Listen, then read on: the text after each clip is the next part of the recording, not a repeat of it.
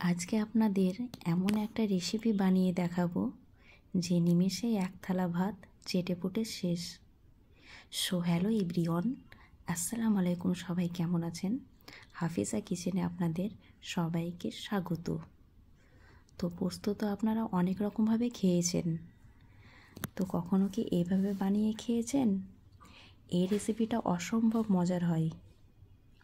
তো তার জন্য এখানে আমি নিয়েছি পেঁয়াজটা আমি একটু পরিমাণে বেশি নিয়েছি। এখানে মিনিমাম আপনার 250 থেকে 300 গ্রাম পেঁয়াজ আছে, স্লাইস করে কেটে নিয়েছি একটু মোটা মোটা করে।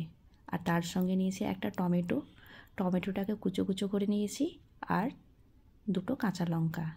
আর সব থেকে বড় কথা, এখানে আমি পোস্ত নিয়েছি 50 গ্রাম মতো। তো চলুন রেসিপিটা স্টার্ট করি। তো প্রথমেই একটা প্যান বসিয়ে নিলাম। প্যানের মধ্যে আমি এখানে সর্ষের তেল দিয়ে দেবো। আজকের এই রেসিপিটা আমি সর্ষের তেল দিয়ে করব।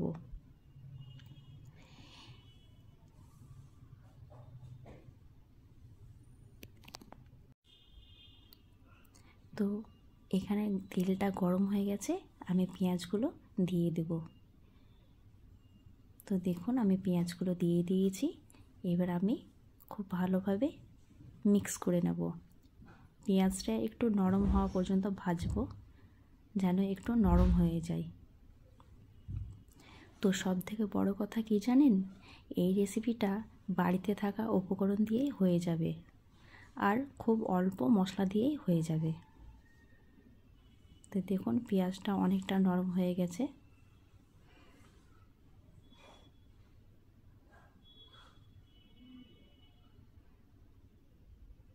তো দেখুন পেঁয়াজটা অনেকটাই নরম হয়ে গেছে।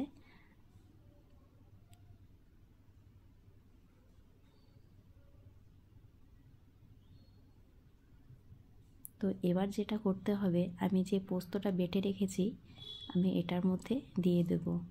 হ্যাঁ, তবে পোস্তর মধ্যে একটু জল মিক্স করে একটু পাতলা করে নিতে হবে। পাতলা করে নিলে কি হয়, প্রত্যেকটা পেঁয়াজের মধ্যে পোস্ত একদম পারফেক্টভাবে মিশে যাবে। তো দেখুন আমি এখানে একটু নেড়ে নিয়েছি। নেড়ে নেওয়ার পর এবার আমি এক এক করে শুকনো মশলা দেব। তো আমি যে টমেটো কুচি করে রেখেছি, লঙ্কা কুচি করে রেখেছি, এটা আমি এর মধ্যে দিয়ে ভালোভাবে নেড়ে নেব, মিক্স করে নেব।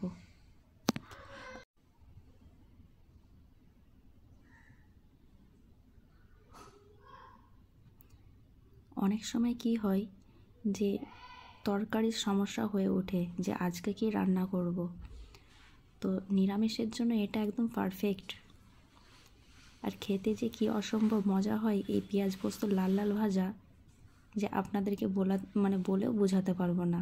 আপনার বাড়িতে অবশ্যই একবার ট্রাই করবেন, বুঝতে পারবেন। এখানে আমি ঝালের জন্য শুকনো লঙ্কা গুঁড়ো দিয়েছি 1 চামচ মতো, আর হলুদ গুঁড়ো দিয়েছি 1 চামচ মতো, আর জিরা ধনা দিয়েছি 1 চামচ মতো। আর লবণটা তো ওই স্বাদ মতোই দিতে হবে, যার যেমন টেস্ট ভালো লাগে। তো এখানে আমার সব মশলাগুলো দেওয়া হয়ে গেছে। আমি তো আগেই বলেছি একদম খুব অল্প মশলা দিয়েই হয়ে যায়।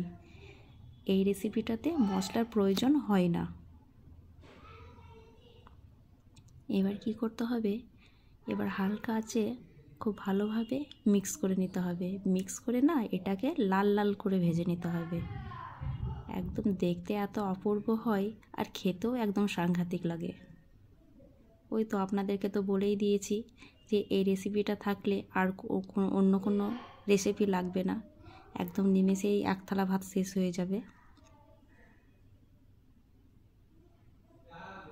তো দেখুন এখানে আমি খুব ভালোভাবে ভেজে নিচ্ছি।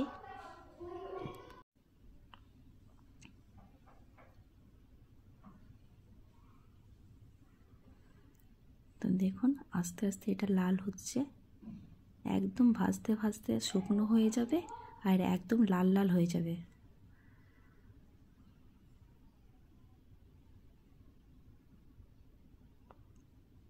তো আপনাদের যদি ভিডিওটা ভালো লাগে তো অবশ্যই লাইক কমেন্ট করবেন, আর সাবস্ক্রাইব তো অবশ্যই করবেন, পাশে থাকা বেল আইকনটাও প্রেস করে দেবেন।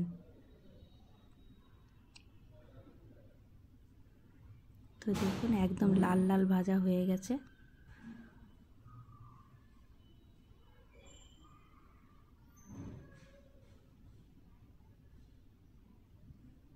তো ফাইনালি পেঁয়াজ পোস্ত লাল লাল ভাজা রেডি। দেখছেন দেখতে কি অপূর্ব হয়েছে। এটা দেখতে যেমন অপূর্ব, খেতেও অসাধারণ। আপনারা বাড়িতে অবশ্যই ট্রাই করবেন। আপনারা ভালো থাকবেন, সুস্থ থাকবেন।